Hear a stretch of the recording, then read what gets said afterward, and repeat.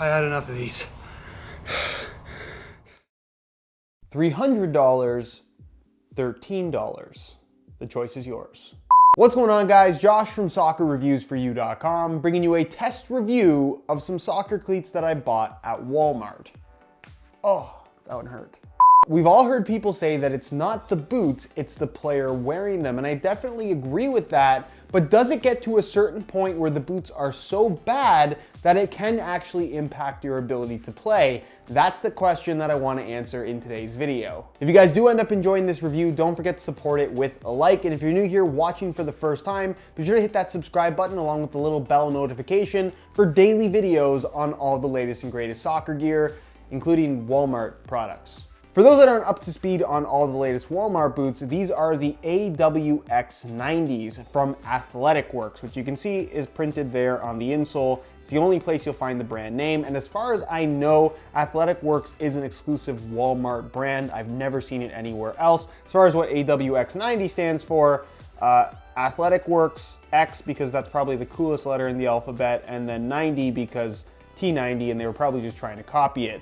Anyways, these only cost $13, and they kind of look like they only cost $13, but how's the quality? Well, to be honest, the $13 price tag definitely reflects in the quality of the shoe. It's entirely made out of a synthetic material that is largely based off of a padded mesh material with a plasticky synthetic covering on the surface. It has a central lacing system with a padded mesh tongue, and then it's just got a mesh liner, a fully glued in insole, and a rubber bottom with fairly short, fairly generic Walmart style studs that do work remarkably well on artificial grass, which we'll get into more in just a second. So you know what the shoes are all about. What you see is what you get, but how do they actually feel? What's it like to play in them? Now let me start off by saying that when I actually recorded this test video, I didn't start by wearing the Walmart boots. For the first hour of the session that I had to record, I actually tested out the $300 Nike Mercurial Superfly 6. Then I put on these $13 Walmart boots for the second hour. And trust me when I say that the difference between a Superfly and these Walmart shoes is pretty astonishing. So again, to circle back to the whole it's not the boots, it's the player thing, yes, I agree with that to a certain extent, but if you put a good player in Superflies and then you swap him into Walmart boots, that player, he might still be as good as he was before, but he's definitely gonna notice a significant difference in regards to how the shoes fit, feel, and ultimately perform as well, because these are nowhere near as good as any top-end model that you can currently buy from any of the major brands. For me, the most unique aspect of wearing these Walmart boots versus wearing pretty much any modern soccer cleats from any of the big brands, high end or low end, is simply the way that these fit and feel on your feet. I think it's pretty clear to see from the outside. It's very noticeable when they're on my feet as well, that these are extremely wide, extremely high volume, and the heel is cut in such a way that it's extremely open. It really doesn't feel like any part of the shoe is hugging your foot closely. I suppose if you had really chunky, really wide feet, maybe these would fit you just right. But I would think for 99% of people, these are going to have a very, very high volume, lots of extra dead space fit on your feet, which isn't necessarily uncomfortable, because typically you would think that when a shoe has a lot of extra space on the inside, that it's going to lead to rubbing and blisters and general slippage on the inside of the shoe. And your foot definitely will slide based on the shoe being so wide and the fact that it doesn't have a shape that necessarily locks your foot in place all that well. But because the entire inside of the shoe is basically a padded mesh, it's almost like wearing or running around in like really heavily padded socks, but ones that don't necessarily feel all that good either. So the comfort aspect, I would almost say, is a 10 out of 10. They're really not uncomfortable in any way at all. But do they feel good? The simple answer to that question is no. When it comes to touch on the ball, again, these are really nothing special, but what can you expect for 13 bucks?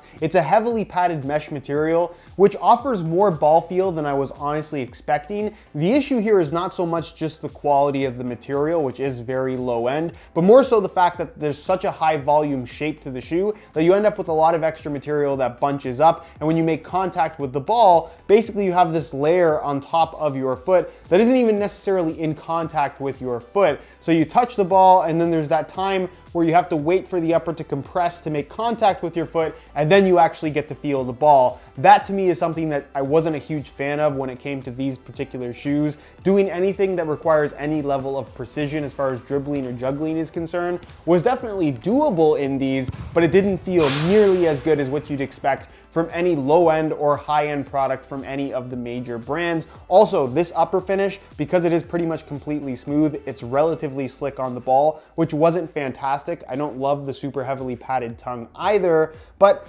again, as far as performing skills, it's definitely something that you can do in these. They just don't feel anywhere near as good as, I guess, more normal soccer cleats that you can buy that are going to be more expensive, of course, but in my opinion, I think the better touch is definitely something that's worth it. When it came to shooting the ball, honestly, they weren't that bad. The upper has a very padded feel to it, which is very much a personal preference thing, but I don't mind having a slightly more padded feel. To me, again, the stability kind of became an issue simply due to the higher volume fit. There's so much extra dead space. There's not a lot of heel lockdown. So when it came to planting my foot for a really hard strike, I really felt like my plant foot was really suffering, which does impact accuracy and general precision, just because when you plant your foot, you're not 100% confident that it's necessarily going to stick. There's going to be that little bit of movement, which can be just enough to throw you off. So definitely wearable, but definitely not the best shoes that I've ever worn when it came to shooting. As far as the sole plate and stud pattern is concerned, this is where I think we have to be the most critical, because the main reason why you buy soccer cleats in the first place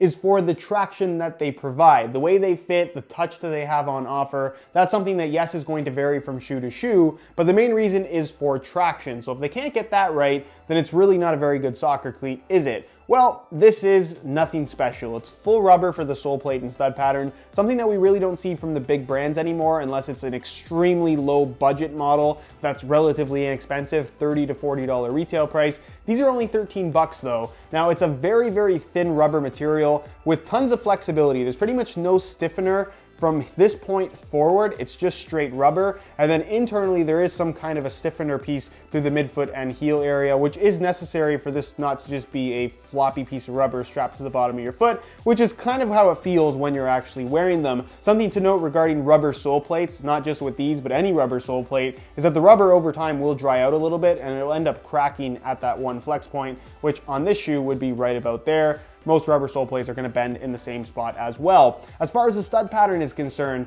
when it comes to traction on artificial grass, it actually works really, really nicely. It's kind of these oval shaped studs. They grip quite nicely on artificial grass, but to be fair, pretty much any stud pattern that I've ever worn grips really well on artificial grass. It's known to be very clingy, and this clings to the surface quite nicely. The one thing that I will say in regards to the sole plate especially, because it is such a soft rubber material, on artificial grass it's not an issue because it's a perfectly smooth surface. But if you were using these on natural grass, especially natural grass that was a little bit harder and slightly uneven, kind of has some bumps to it, you wouldn't necessarily run into issues with stud pressure. You would run into issues with ground pressure because you can kind of feel every single bump under your feet because it's just soft rubber underneath your feet. So the traction is good. The only issue is the fact that the upper itself doesn't really have much lockdown. It doesn't really have any kind of responsiveness to it. There's so much extra volume that your foot slides around, your heel wants to pop out. So when you do make that quick cut for a change of direction,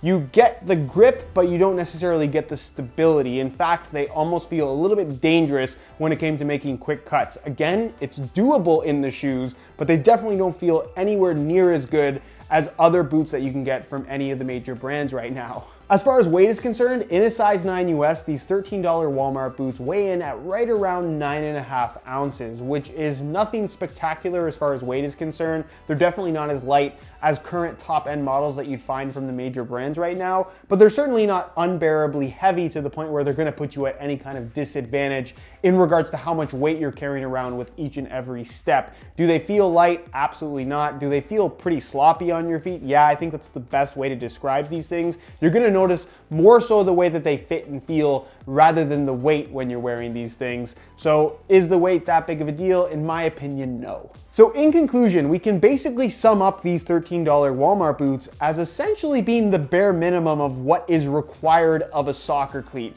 In that, one, it has to be at least somewhat comfortable or wearable. These definitely are that. And they have to provide some level of traction with studs. And they definitely do that as well. Do they fit well? No. Do they offer good touch? No. Are they stable? No. Is there really any positive performance characteristics about them?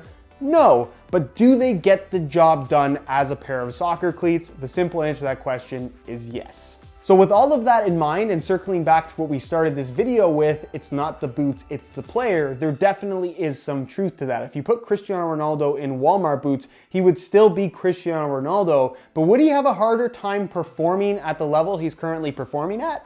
I would argue yes.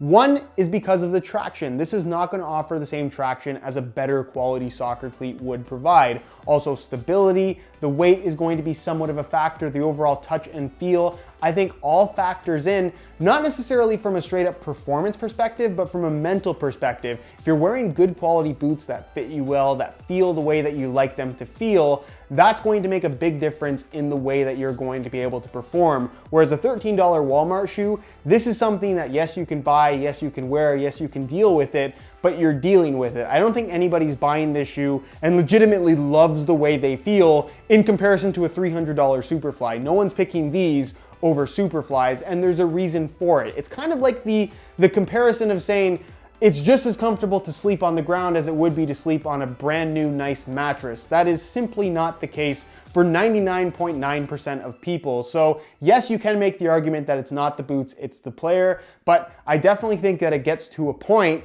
the point being the $13 Walmart shoes, where, hey, if you're playing a lot and you're really serious about this game, it definitely is worth the investment, and I definitely think it will impact your performance if you're playing in better quality shoes versus some Walmart boots. Anyways, guys, that is it for this review. Hopefully you enjoyed. If you did, be sure to support it with a like. As always, if you have any questions or suggestions for future playtest videos, leave your questions down below. I'll do my best to get an answer out to you, and I'll take a look at all the suggestions that you guys have down below in the comment section. If you're not subscribed already, be sure to hit that subscribe button for daily videos on all the latest and greatest soccer gear. You can find all my social media information linked down below in the description as well. Other than that, guys, hope you enjoyed the video, and as always, thanks for watching.